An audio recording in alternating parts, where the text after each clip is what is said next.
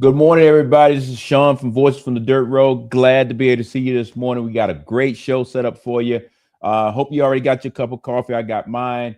We're looking forward to having a great conversation with you today. I just want to say, before I even really get started, if you want to communicate with us, please type into the chat. It's going to be a couple of things I'm going to talk about today. If you have questions, please put it in the chat. We'll try to address them today. And if not, we'll come back on the next show next week and have those questions addressed. We are planning to push out a lot of good information because a lot of things is actually happening in agriculture right now, from international effects all the way back to what's currently happening here on the ground. Let me just jump right into a couple of things. Let's take a look at the stool image and let me tell you what this show is all about. I think for the people that have been watching our show for quite some time, this is our 23rd episode. I think everybody was aware that this show is focused on rural America, trying to make sure that you have a voice, trying to make sure that we're sharing information that affects the people in rural America. At the same time, if you live in the cities, making sure that you understand what is currently going on out here and how that could affect you in Atlanta or wherever you actually live. So when you look at our stool here, it covers livestock, it covers row crops, it covers forestry, and under forestry that gets into all those specialty crops from pecan trees to fruit trees to collard greens and gardens and all those kind of things. And then it falls up under USDA, and USDA could be the NRCS or it could be the FSA. And we're going to talk about some of those organizations today because those two organizations are umbrella that help support our farmers throughout the United States. So with that, then as you can see at the top of our stool, it's always talking about the Farm Bill. Today's episode, we're going to talk a little about the Farm Bill. It has made some movements. I'm not sure if we're going to get across the finish line, but we will spend some time talking about that. So again, this show is to focus on those particular issues, looking through the lens of the rural community to ensure that somebody is speaking to the people here from the rural community, but at the same time trying to elevate your voice back to the people throughout the country that are making policy decisions.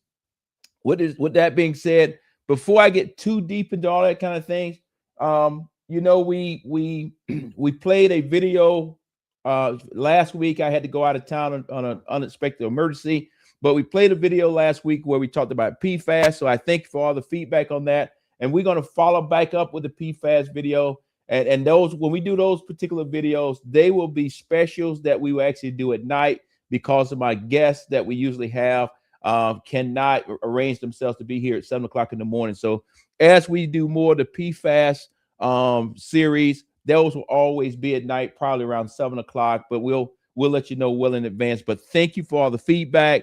Continue to give us feedback, and we will try to get more experts in here to discuss what is going on with PFAS, a forever chemical, specifically here in Northwest Georgia, from Dalton, Georgia to Rome, and then on and beyond. Okay, what is actually, because at the end of the day, I'm a farmer just like everybody else. And what's currently happening on my farm is we got a lot of movement going on. Spring is in the year, is not here yet. I hadn't had the opportunity to go outside and check the cows at this point, but we have had some additional calves since the last time I talked to y'all guys. This little guy here was born, I think, like 2 days ago. Little bull calf, about 65 pounds. That particular cow there came from Red Hill Farms up there in Kentucky. So shout out to Red Hill.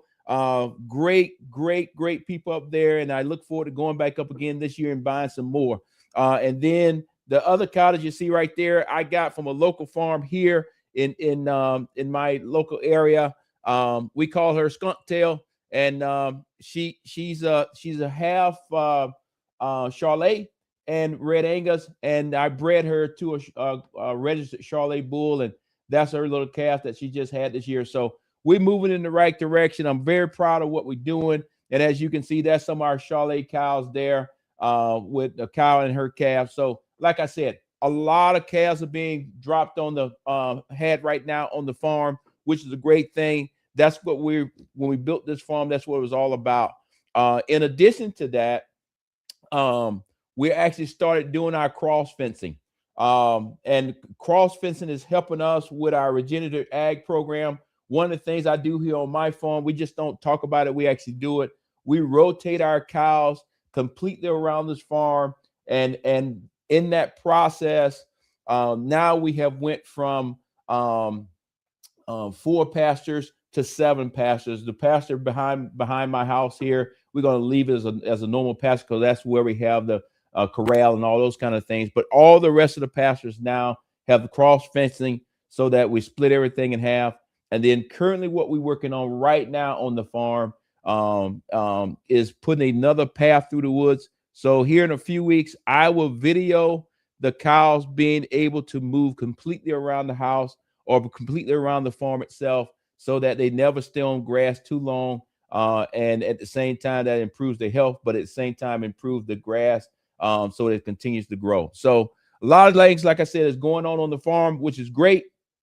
I know I rattled off a lot there, but at some point we will do a show where we talk about regenerative ag. We will do a show where we talk about rotational grazing, and we will do a show when we talk about herd management. And when I say that, I want to bring on guests that talk those things because I think it's important that you hear it from somebody else, not always hearing it from me. I think that's very important. So with that, I've talked about the cross fencing. I talked about the updates here on the farm.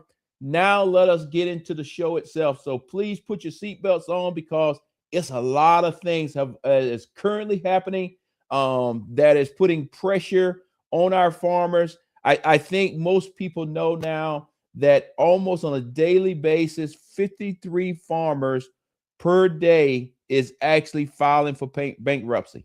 We got to get our hands around this and kind of go from there. So how is the government trying to help us fix this? You're going to see me look down because I want to make sure I get the information right. I want to look at my screen here. And I'm talking about the Farm Bridge Assistance payments. And for short, that's called FBA. So if you hear me say it's FBA, that's the Farm Bridge Assistance. Right now, excuse me, let me get a little coffee. Right now, what is currently going on? The USDA has provided $11 billion one-term payment for the bridge program for farmers. Okay, I think we all know that. That's something we've been talking about for quite some time, but let me break that down. Inside of that $11 billion, they held back $1 billion, and that $1 billion is for commodity farms, vegetable farms, specialty farms, all those things. And we'll break that down for you a little bit later on in the show this morning so that everybody understands this. One of the things that I would recommend to the USDA, and I've already called them, but I'm going to see them later on today anyway, and I'll say it again, is right now, if you go to their website, it talks about FBA program. However, it does not split it out to say FBA for large farms or farms that grow peanuts, soybeans, and cotton, those type commodities, versus the second phase that we're into now, where they're actually doing the specialty crops. So I think they need to give it a different little bit of a name, because when you go to the website, you can get confused on a couple of things, and that's why I wanted to talk to you about it this morning. So let me just slow down a little bit to make sure everybody gets this. The first part of the FBA, and I want to make sure I do this because people are getting confused out there. And when I say people are getting confused, farmers are getting confused. Okay. The first FBA that you hear right now, that FBA went to farmers that were doing peanuts, soybeans, cotton, large scale farms. These farms here are already registered inside of the FSA office. Okay, they were already established. Those farms based on them filling out the paperwork a few months ago, those farms actually are now receiving their payments. So they actually started receiving payments on February 28th of 2026. And as those applications are looked at, reviewed, and approved, those farmers will continue to get payments based on where they need to be. And remember what we talked about earlier in some early episodes, that payment, depending on the entity, could be up to $155,000. So I know it's a lot of information, but farmers clearly know what I'm talking about. So I want to make sure I'm clear on this. Farmers that are in that first program are currently getting payments right now. All right. Now, where I talked about the confusion is the same name, no change to the name. It's just the new FBA program. That program there is focused on the specialty crops, people that have vegetables, people that maybe their farms, their programs have never been filed with the FSA office. These individuals now, because this is for that $1 billion. These people now can actually also go to the FSA office or go to your local office in your county, sit down and talk with them and actually fill out the paperwork. That particular program right now, enrollment started on February 23rd, and it will go through April 17th, 2026. This is for, like I said, those specialty crops. And if you go to the website, it will give you a definition of specialty crops. But just to let you know, that's kind of like somebody has a garden where they doing a garden for the community, large scale garden, collard greens, whatever it is, or you have some other small scale thing. Okay, but I encourage you to go to the website and see that. But the key thing is you can apply right now, and it goes through April 17th. The deadline is April 17th. After that, your stuff would go through the same process as the first program. If they look at it, it makes sense and is approved, you will receive a payment. What I need to make sure that all of these specialty crop people understand, when you start, this is $1 billion is for the entire United States. So when you finally get your money, I want you to make sure you clearly understand that it may not be as much money as you thought it was going to be. So just think through that. I'm encouraging you to have that conversation with your local NRCS office or your local FSA office, whatever's closest to your house. They can help you, so that as you go through the process, you can get it done. You can also do the application in person, or you can do it electronically, or you can mail it in or fax it in. I would encourage you, the way that I do my stuff with the office, I go there in person to ensure that I understand what the program is about, understand everything that's actually supposed to be happening, and if I get approved, when am I going to get it? So key piece I just want everybody to know is these programs are happening right now. I'm going to recommend to the Department of Agriculture, USDA, that they actually need to change the name or tweak the name a little bit, because when you go to the website, and I encourage you to go to the website, you will see that the two names are confusing people out there. And the local office that you go to, in many counties, they're in the same location. It is the local FSA office. But I would go on a limb and say, if you closer to an NRCS office, you can go in there and they will at least put you in touch with the right people and kind of go from there. So just want to bring that to your attention, because that deadline is coming quick. And I want to make sure that everybody out there that's trying to get some help, get the help that they need to have. Now let's transition over to some current things that are currently happening here on the ground. Hey guys, the Farm Bill has finally made it out of committee. I think it was 2 nights ago it made it out of committee. One of the things that I want to tell you is right now, when I looked at it last night or the night before, I want to read the Farm Bill see what's in it. I just don't want to have the little highlights, because when you just get the highlights, this is when you find out that, wait a minute, that's the stuff they wanted you to know. If it was something else hidden there that has a great effect on you as the farmer, or you as the industry that provides equipment to farmers or whatever. So it's 182 pages. This week, myself and my team, we're going to go through it line by line, and then we'll come back and mark it up. We'll probably post it somewhere, but we'll also talk about it on the next episode next week. So I wanted to make sure that you clearly understand that, because I think it's important that from this show, if I'm going to try to speak for a rural community, somebody needs to read the document instead of just saying, yep, it looks good to me, because they give you the talking points or the top lines.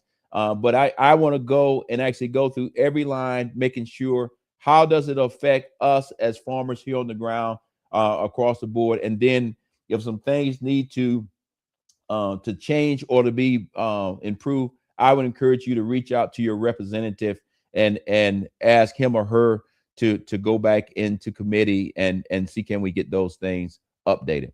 So the Farm Bill is out there, but let me also bring this to your attention. As the Farm Bill, and that's great. I'm glad the Farm Bill has made it out of committee.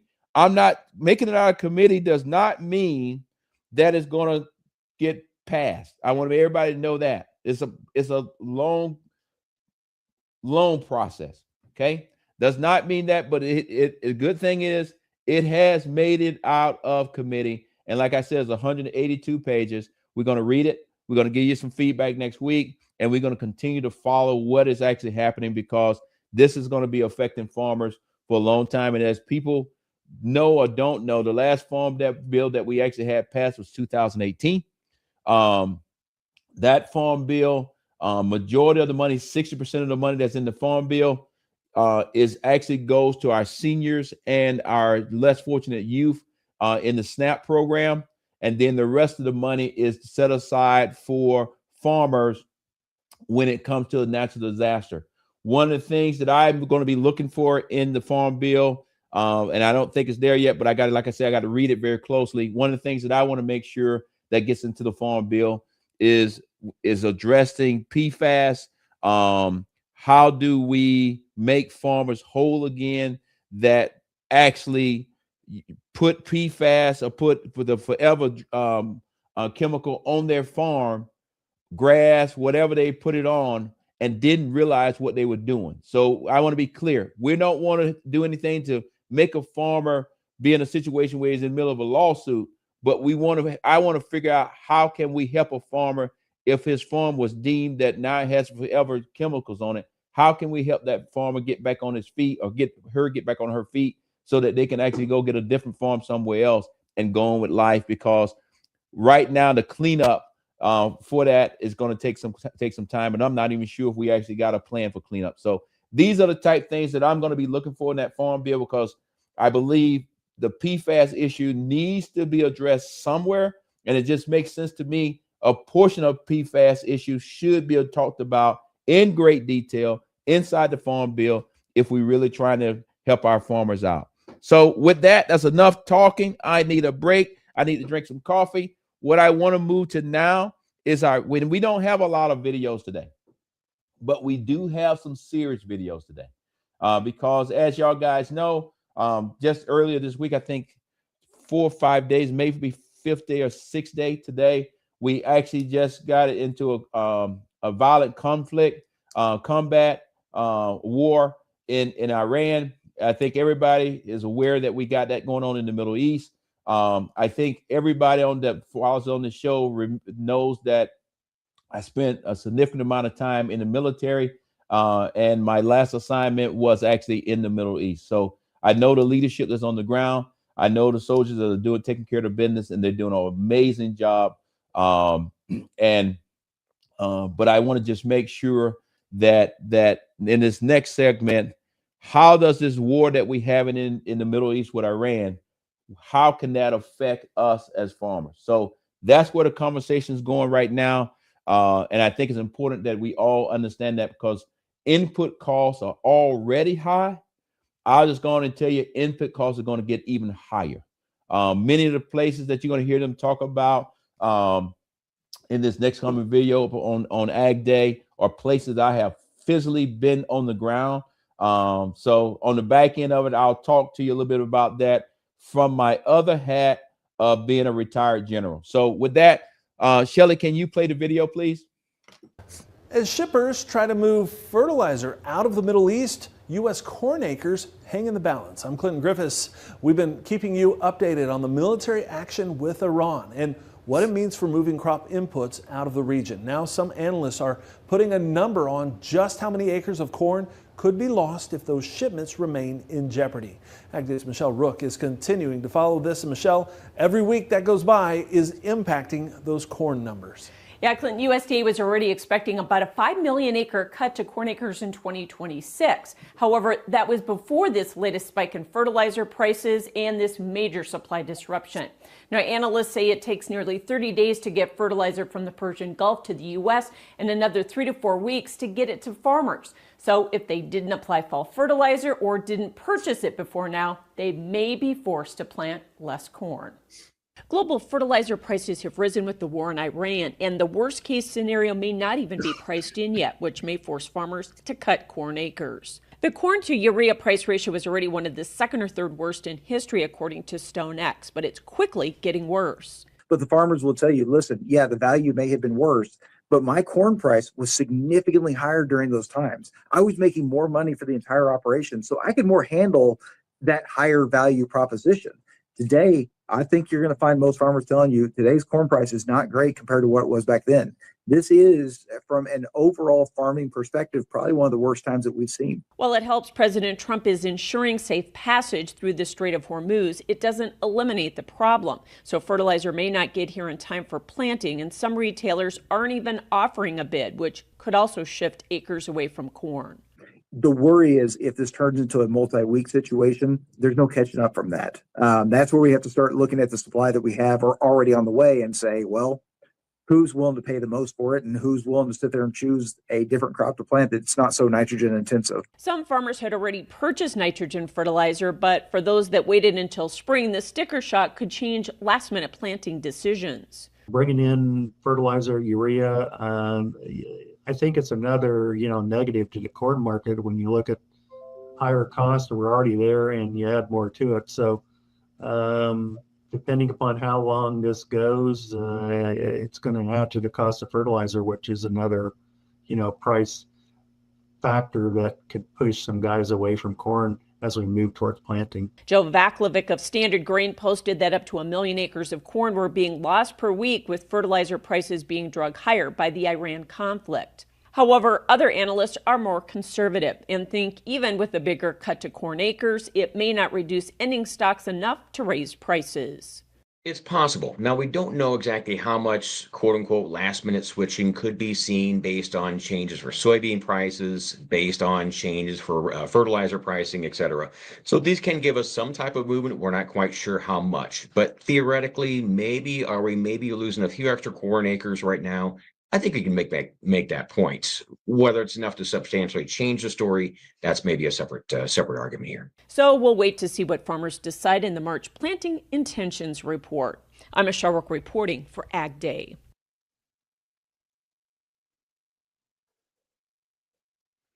All right, as you can see there, the war that we have there in the Middle East and Iran is currently already affecting farmers. And the reason why I tell you that is because a significant amount of world supply of oil, world supply of fertilizer come through the streets of Hormuz.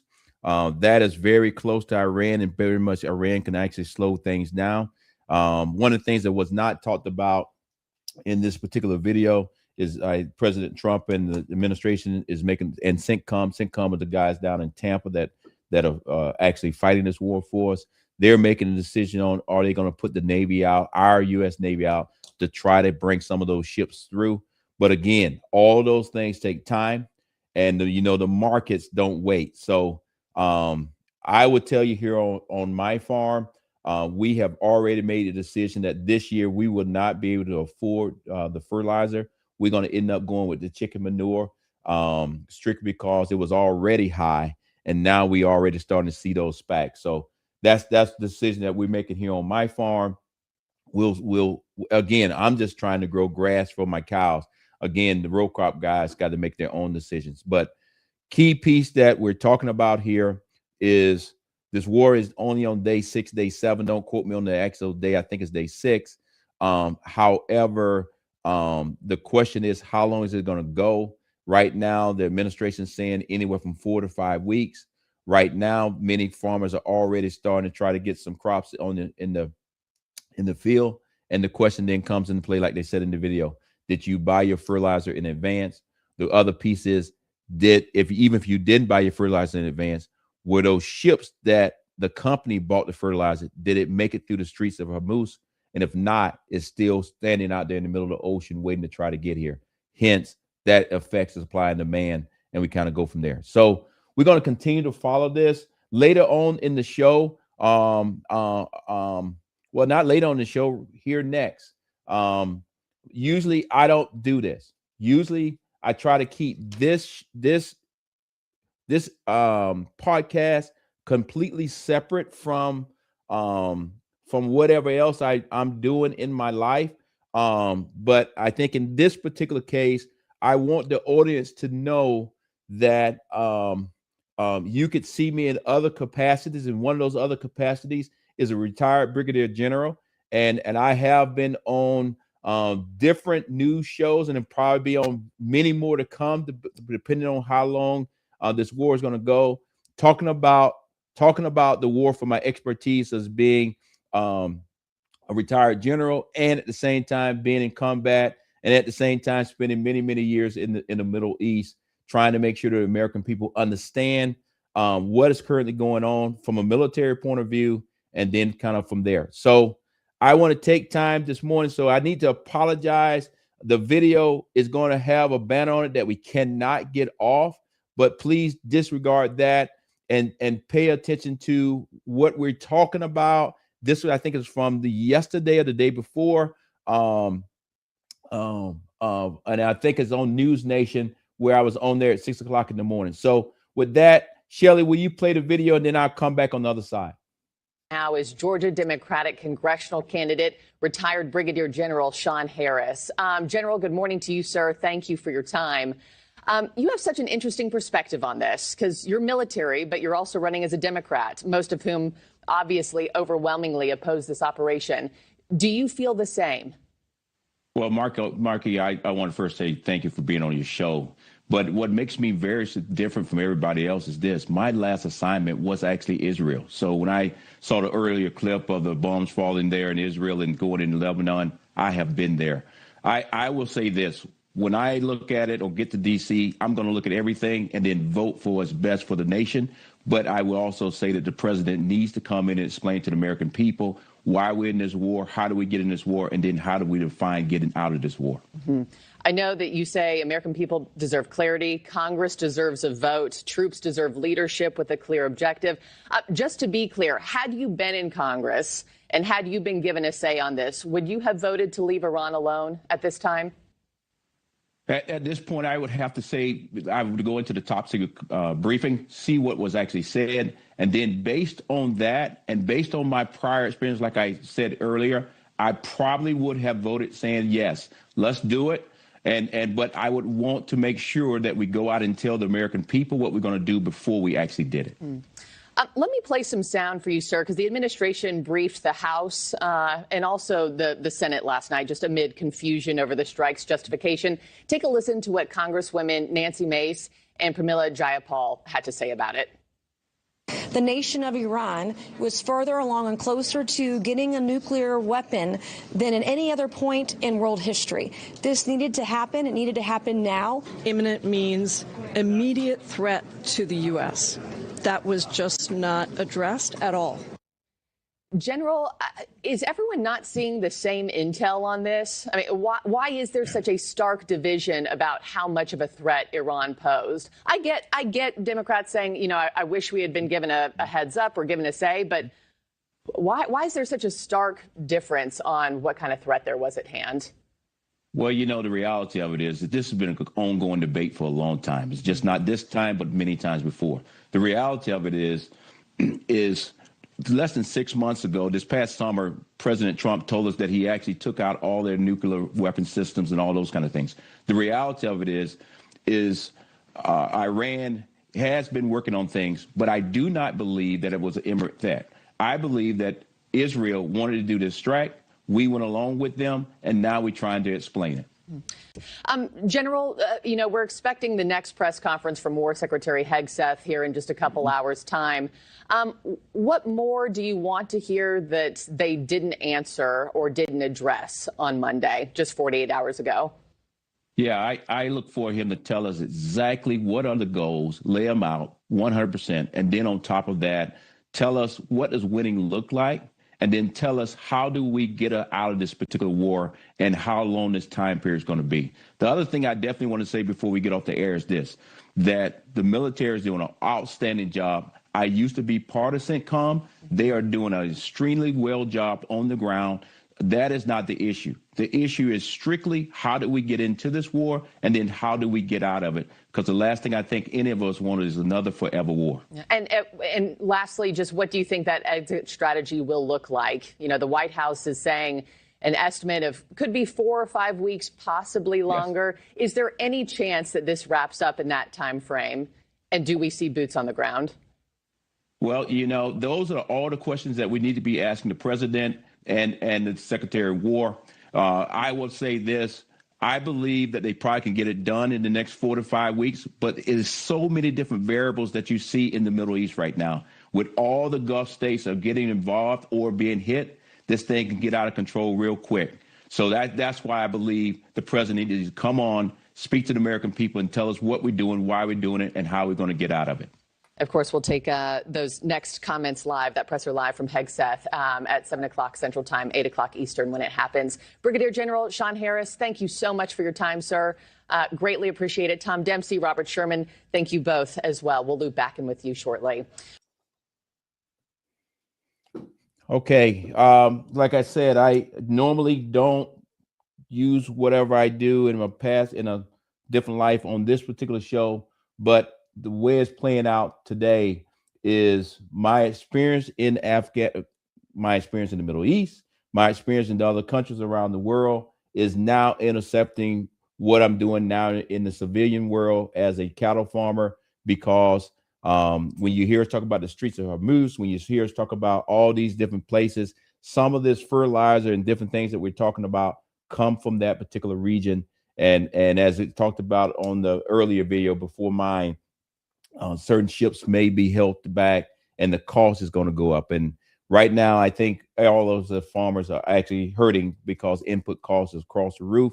One of the things that I didn't talk about earlier is not only is we're talking about fertilizer, but we also talking about diesel and gas, specifically diesel will spike, and I think it's already spiking. So depending on, as a farmer, you're trying to get your crops in the field, if you didn't already purchase your diesel in advance and now you're trying to get it, you may see where the price is going up across the board.